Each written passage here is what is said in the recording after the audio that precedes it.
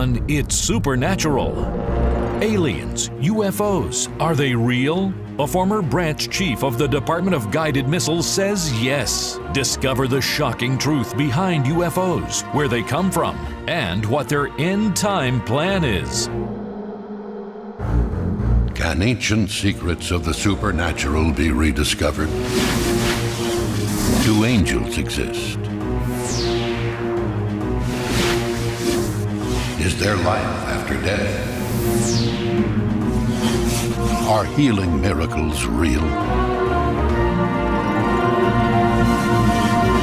Can you get supernatural help from another dimension? Has the future been written in advance?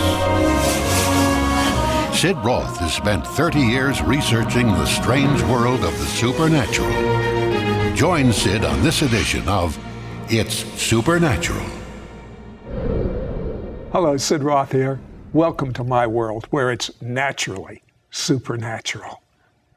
Are UFOs real? I mean, for sure. Does the Bible talk about them? Are UFOs involved in end-time Bible prophecy, end-time events? Could they be a little piece of a puzzle that we have missed? My guest, Chuck Missler, says yes. He's a Naval Academy graduate and former branch chief of the Department of Guided Missiles, CEO of 6 public companies. 4 of the 6 were highly classified in the Department of Defense. Chuck Missler, you are such, in my opinion, and I'm entitled to say this, you are such a renowned, wonderful Bible teacher. Are you a little Miss Sugar? What are you talking about? UFOs, flying saucers? I mean, I don't get it. Well, first of all, I appreciate the intended encouragement, but I really came at this whole subject because of my love for the Bible. It happens that I come out of an information science background. My whole career, 30 years in the strategic community, gives me perhaps a little different perspective than most people would have going at this topic. But I want to right up front indicate it was my biblical interest that brought me into this rather than my high-tech background, although that's proven to be, that and my Department of Defense connections have been very valuable to me. So that's one of the reasons I find myself in this peculiar posture. But it's not, in other words, he has a lot of experience, a lot of knowledge from the intelligence community, which helps him put a lot together of what we'll be talking about. But he's saying it's his love for the Bible that is really motivating him right now. So you found a controversial verse in Genesis 6, which has to do with a prophecy that Jesus said. I start with Jesus, and in Matthew 24, he gives 4 disciples an inside briefing on a second coming. And in that briefing, he makes a very strange remark. He says, as the days of Noah were, so shall the days of the coming of the Son of Man be. Now, many people presume he just meant that it was because of the business as usual. So anyway, the point is, right, we need to understand what the days of Noah were like in order to understand what he was saying. So that takes us to Genesis 6, and when you jump into Genesis 6, you quickly discover that very few seminaries teach what that passage really says. And so as you get into that Genesis 6, you have to understand the first 2 verses are 1 sentence, and it deals with this strange goings-on between the fallen angels producing hybrids with humans. And that was so uncomfortable in the early years of the church that it was the understanding of the early rabbis. It was also the understanding of the early church that what it was dealing with was fallen angels cohabiting with human women, producing a strange hybrid offspring. But when you get to about the 5th century, that was a very uncomfortable posture. So they cooked up this, what they call the lines of Seth argument, and that's what's taught in most seminaries. One of the things I discover is that many people who are seminary products of most seminaries haven't been taught that there are different perspectives of Genesis 6, and it's the literal, careful study version of Genesis 6 that starts to raise the fog on this whole issue. Now tell me about the word Nephilim. What does that mean? In the Hebrew, it comes from the verb nephal. It means the fallen ones, and that's the term used. Don't confuse that with the fallen angels. The fallen angels, according to Genesis 6, cohabited with human women to produce a hybrid offspring that are called in the Hebrew the Nephilim. In the Septuagint version of the Old Testament, the translation of the Old Testament into Greek, they use the word gigantes, which is transliterated giants, right. And they did happen to be giants, but that's not what the word means. The word actually means, in the Greek, the earthborn. And so, from the Greek point of view, they're earthborn. From the Hebrew point of view, they're the fallen ones. But either way, they're pointing to a hybrid, and it apparently was part of Satan's plan to contaminate the Messianic line. But so the purpose of the flood was to get rid of these. Exactly. That's that's exactly the point. You study verse 9 of Genesis 6. It speaks of Noah that his genealogy was untainted, unblemished. And apparently it was a distinctive in that sense. He may not have been the only one unblemished, but the fact that he was unblemished qualified him for what God was going to do, among other things. But the point is, the whole issue that God chose to do was to save 8 people in the ark and erase the blackboard, so to speak. Okay, but if the blackboard was erased, then we don't have to fool with them today, if they were all destroyed. Except Genesis 6 verse 4 says there were Nephilim in the land in those days, comma, and also after that. And we discover, many good Bible scholars miss this, that you really won't understand subsequent events in the Old Testament by not realizing it happened again. When God, in Genesis 15 and Genesis 17, confirms the land covenant to Abraham, he tells Abraham that he and his descendants are going to be away for 400 years, but after 400 years, they're going to return. That gave Satan, who's obviously listening, the realization that he had 4 centuries to lay down a minefield. And that's why when Moses enters the land and he sends his at Kadesh Barnea, he sends in the 12 reconnoiters, if I can call them that. They come back and say, and Numbers 13, verse 33 says they were Nephilim in the land. So it happened again. I'll tell you what, hold that thought. Did you know that 12 astronauts have reported UFOs? Don't go away, we'll be right back. We'll be right back to It's Supernatural. We now return to It's Supernatural. Hello, Sid Roth here with Chuck Missler. And Chuck, so many astronauts are reporting UFOs, but one was amazing. This one astronaut, John Blaha, a ham radio operator, actually picked up what he was saying. As a matter of fact, a picture's worth 1,000 words. Let's take a look at that now. The wording is as follows. Houston, this is Discovery. We still have the alien spacecraft under observance.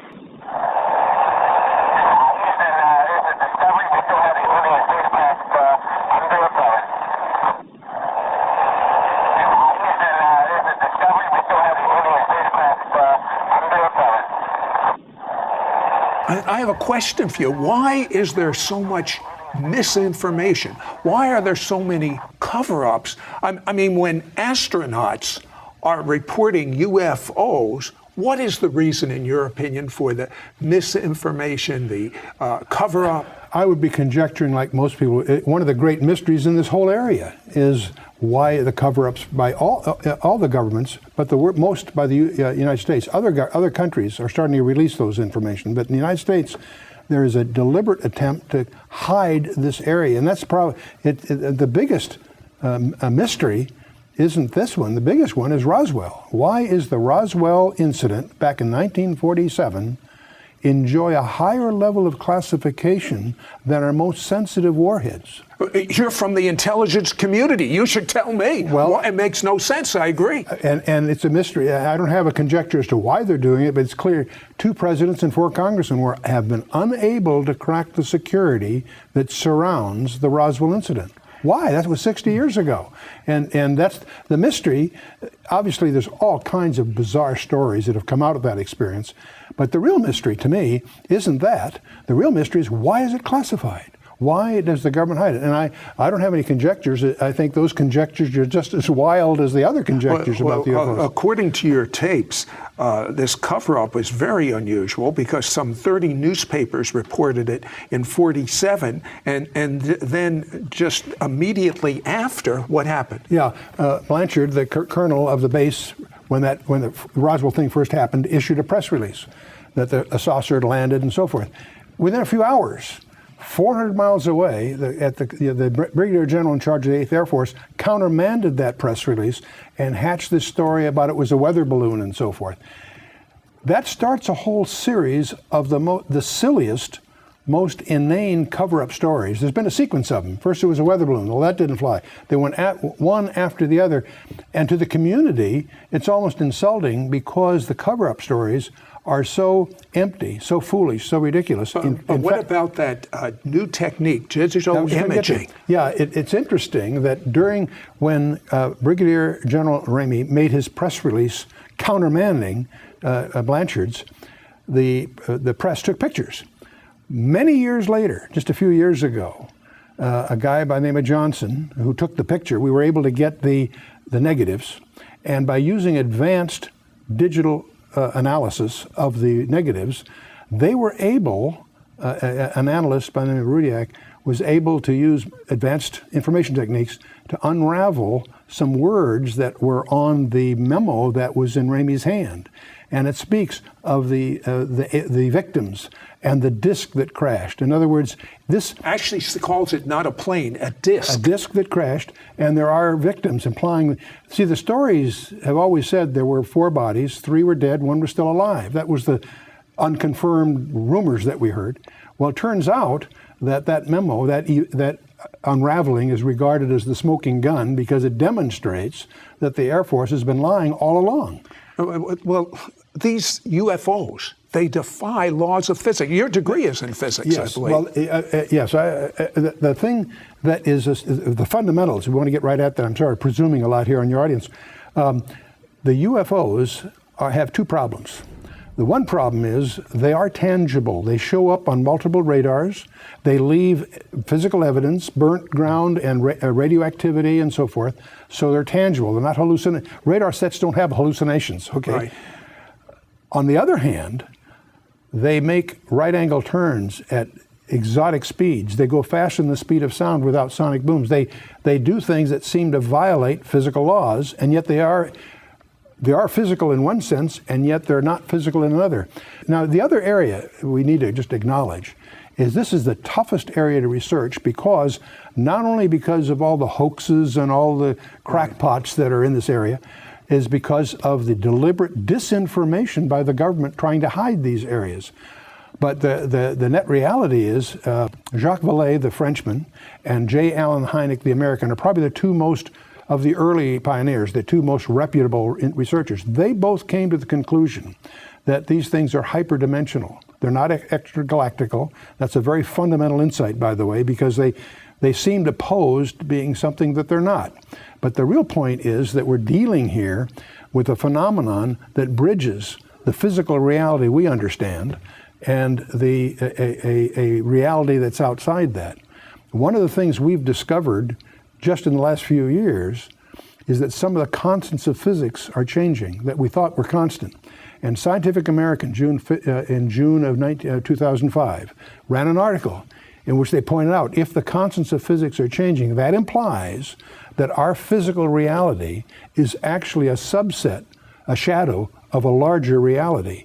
And when you start dealing in the UFO area, that's one of the other demonstrations that there is a hyperdimensional aspect to this. And you actually, from your research, believe that some of the people that report they've been abducted is actually true. That is the spookiest side of this whole area, and probably the classic author in this area is Dr. John Mack, head of psychiatry for Harvard Hospital. He's written a book on this whole area. Clearly, and there was a conference at MIT on this whole subject. There are enormous numbers of people. Some estimates are between over 1% of the population, maybe as high as 2 or 3%, claim to have had an experience which involves being abducted by these vehicles or whatever. And now their stories are too bizarre to accept on the one hand. On the other hand, when you profile these people, they're above average intelligence, no prior psychiatric history, clearly subject to some serious trauma, and not anxious. They're almost trying to hide the stories rather than reveal them. And their stories are similar. That's the thing that's so amazing. They're united by some common threads. In fact, that was Mac's challenge to the conference at MIT. He says, if what these people say is happening isn't happening, what is happening? Because these stories all have common links that are spooky. I'll tell you what, hold that thought. When we come back, we're going to talk about how these UFOs tie in with end times. Don't go away. We'll be right back.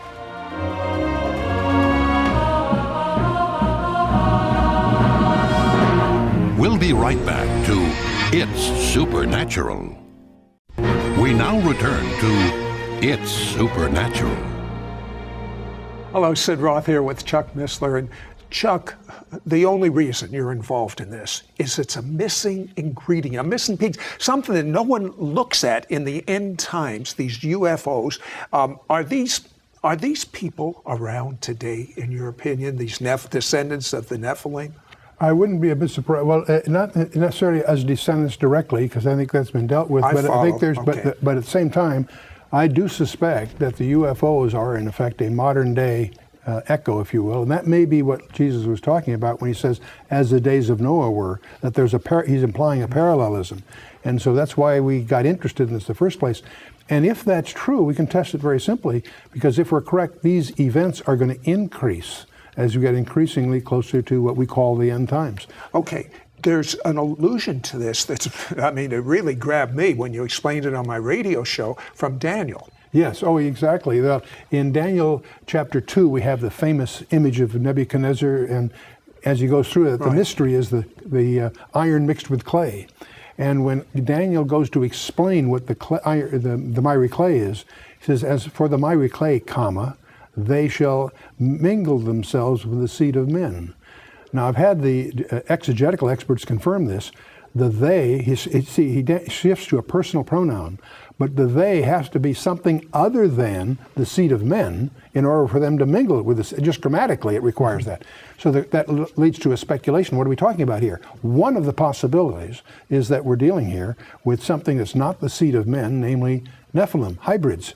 And that's a hint there that there will be a proliferation of hybrids at the end times, because that's what Daniel's talking about. So that's a staggering verse to deal with. You talk about Joshua's assignment to destroy all the people in particular areas that a lot of people wonder about. Yeah, when you read that as a New Testament reader, you're shocked, because God tells Joshua to wipe out every man, woman, and child of 4 key tribes. And that shocks the New Testament reader, because we don't understand that there is a gene pool problem again. We understand Genesis 6, the flood of Noah, was dealing, among other things, with a gene pool problem in the human predicament. What we don't realize is that Satan had again laid down a minefield in Canaan, because when he found out from God's revelation to Abraham that his descendants would be away and then return after 400 years, that gave Satan 400 years to lay down a minefield. When you study the book of Judges geographically, you discover that they didn't follow through in certain areas to wipe out their instructions. The places they missed was a place called Bashan. We call that the Golan Heights today. There's other areas, the central part, that we would call Judea and Samaria, but now it's called the West Bank. And there's the third area, a place called Gaza. And you stand back from that and you realize those areas where they failed to follow through in the book of Judges are the same areas that are under dispute today. And you begin to realize that there's a demon overlay on human history here that we need to understand. And that's my next question. In your opinion, are we talking about aliens from foreign planets, or are we talking about demons? Well, first of all, I don't believe that even J. Allen Hyde and Jacques Vallée concluded they're not intergalactical for a number of good physical reasons. We believe they're hyperdimensional, they're demonic.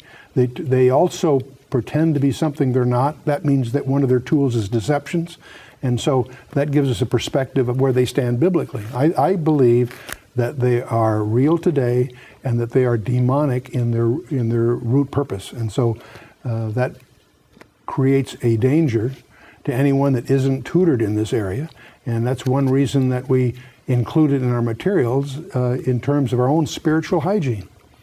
So, well, there were over a dozen astronauts that have reported UFOs, and one astronaut in particular, his name is Dr. Edgar Mitchell. He's appealing that the files be open. Let's take a look at that. Yeah, okay.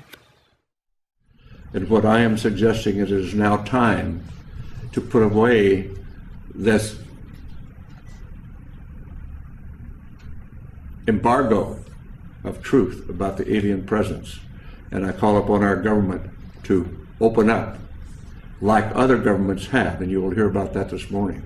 Like the Belgians have, the French have, the Brazilians have, the Argentines, the Mexicans have all released their files. It's about time now that we do the same thing and become a part of this planetary community. That is so amazing to me, Chuck. Are we going to open up our files or not? And the very fact there's resistance is alarming. You'd think that there's nothing to hide, they would open it up. So the question that really, you can only speculate, you only feed speculation the way they're operating, keeping it secret. Okay, former President Reagan, you were telling me about an amazing, amazing statement he made about UFOs. Well, that they may be the ingredient that it may take to get the world together. But on the presidential side, there have been 2 presidents that have tried to crack the security and couldn't, and 4 congressmen. So we need to put pressure. So what is going to happen when the President of the United States says there are UFOs, we're being invaded, there's going to be a one world government, and I mean, there we are, end time prophecy. It looks like it's very easy to see how this could have a major role in setting the stage if we understand the classical biblical scenario. And that's one reason when you go at this area, your primary study should be to understand what the Bible has said all along is the destiny of man and the history, the forward history of governments. And so as we watch every day, that as we look at our newspaper and see where the world is going, not just in this area, the whole geopolitical horizon is converging. The more you know about your Bible, and the more you know about what's really going on in the geopolitical horizon, the more you see the convergence. We're plunging in to the climax of human history. Based on all of your Bible study, all your research, where is America right now? Well, America is in deep trouble. The America you and I grew up in, I believe, is over. I think that the most common question I get asked as I travel and have question and answer sessions is, where's America in prophecy? And all the end time players in eschatology are well identified in the Bible, and they're there. America is conspicuous by not being. The other question I always get asked is, why hasn't God judged America? Billy Graham quipped several decades ago. Well, listen, we have a few seconds left in this show. We don't know when the end's going to, we don't know the day or hour. Make Jesus your Lord. Get to know him intimately. Let God say, I want to be your friend. He's speaking it to you now.